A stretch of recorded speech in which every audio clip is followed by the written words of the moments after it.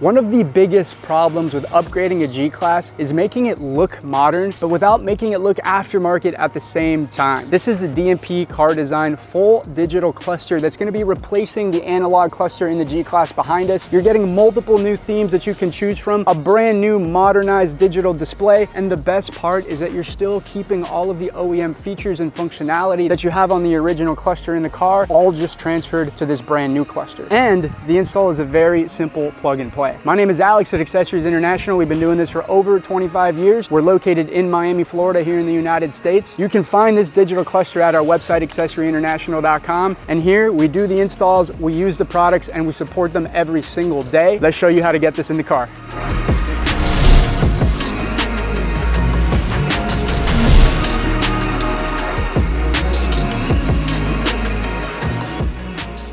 Starting off with the kit contents, this is a very simple one, guys. Here we have the brand new digital cluster, DMP car design. You take a look at the back. On this side, we have the power plug that's going to be reusing the original cluster's power plug. So there is no need to have a new harness to connect in there. You're just going to use the old one. And then here we have an input where our new cable is going to be plugged in. And the idea behind this new cable is going to be to run updates. So we have a USB on this side. We want to accommodate this next to our dash so that we still have access. So if you do ever need to run updates to it, you'll have easy access. Here we have our OEM cluster. We want to make sure that our steering wheel is going to be in this straight position. I do recommend powering off the vehicle for this portion of the installation.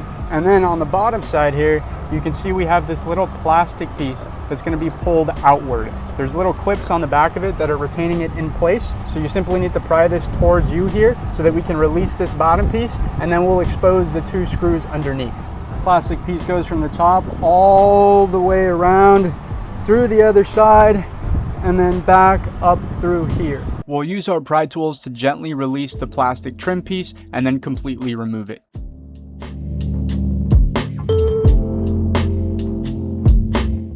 As the plastic trim piece is removed, you'll slowly expose the two retaining screws behind the trim piece. Once you have those located, you can use a screwdriver to remove them. This is a Torx screwdriver T20 size.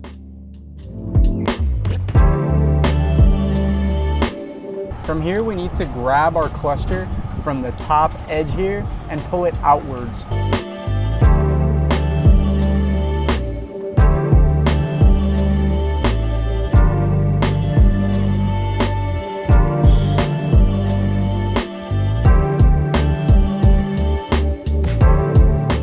With the original cluster released, as you try to pull it out, you'll notice that it bumps up against that plastic trim piece on the bottom, so you'll have to slowly raise it as much as you can in order to free it from that plastic trim piece and remove it from the dash completely.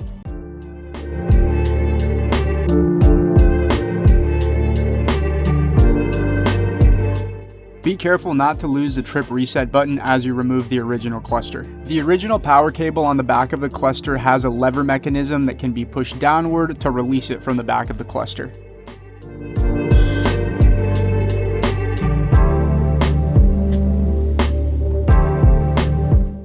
Grab your original cluster and remove the OEM metal retaining clips. You'll need to transfer these onto the new cluster so that it properly snaps into place when you're installing it. You'll notice the power connector on the back of the new cluster is on the left-hand side, while the power connector on the back of the original cluster was on the right-hand side. It's a frequently asked question if the power connector will be long enough. We can confirm there is additional length if you gently pull on it. The original power cable will have enough length to plug into the new power slot of the new cluster. For the new input that will be used for updates, we'll plug in the new cable to the cluster and then run the USB end down through the bottom of the dash to a hole that's already pre-made in the leather, and just leave it with a very small amount of slack so that it stays low profile once the install is complete. Now connect the power plug and temporarily accommodate the digital cluster in your dash so that we can begin testing.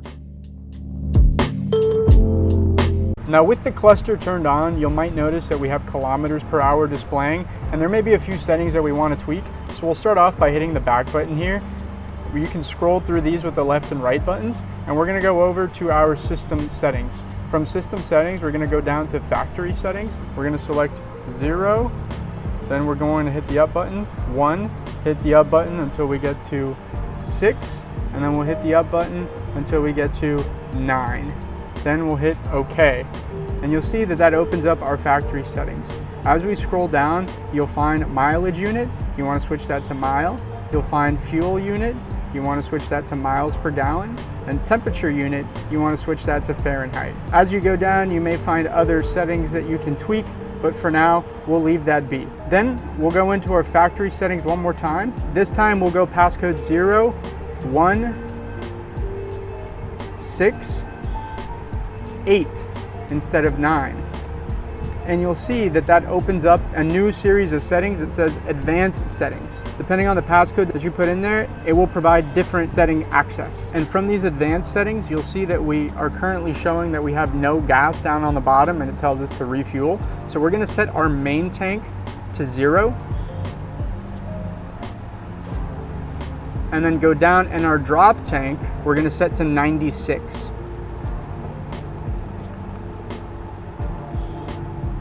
From here, we'll go down. You can make sure your vehicle model is set accordingly. This is for the G class.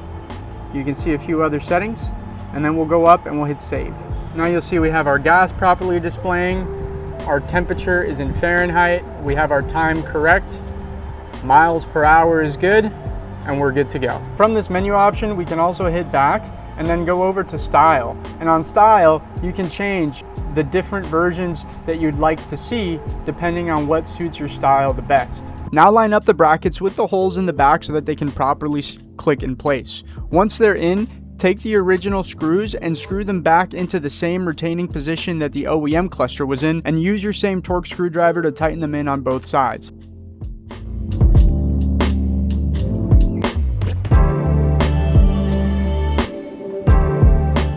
Now take the small rubber cap included in the kit and use it to plug the trip reset button that used to be in there so that it stays clean. Now secure the plastic trim piece back in place by simply pushing it inward so that all of the retaining clips will catch.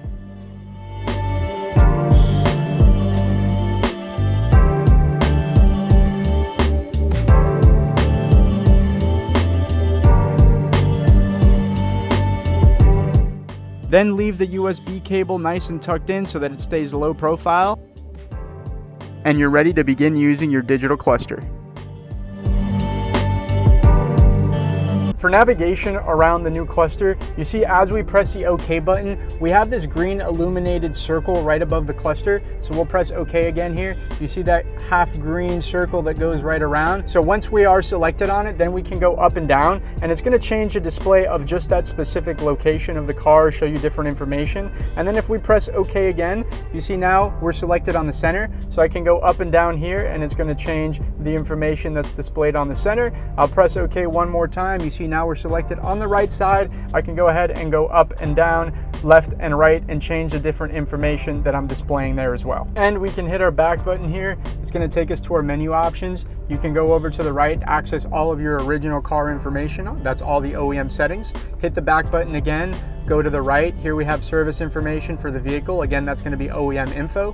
Hit the back button again, move over to the right. Here we have our system settings. So we can go to date and time, configure if we want it to show 12-hour format, 24-hour format. You see it actually changes here on the bottom left corner as we move it up and down. And you can set your time. Here we have the language, general settings if you want to access brightness or speed warnings.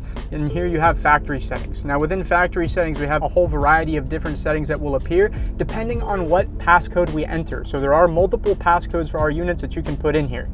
Here we have our version info that's going to show us what version that we're at, and we can also update that with the USB that we've left on the bottom of the gauge cluster. Here we can go to protocol upgrade. That's going to require a passcode so that you can upgrade, and then we can go down and hit return. I'm Alex with Accessories International, and we carry the full DMP car design lineup here in the United States, backed by our full US-based support team. If you're interested in this cluster, check us out at accessoryinternational.com. Subscribe for more installs like this, and thanks for watching.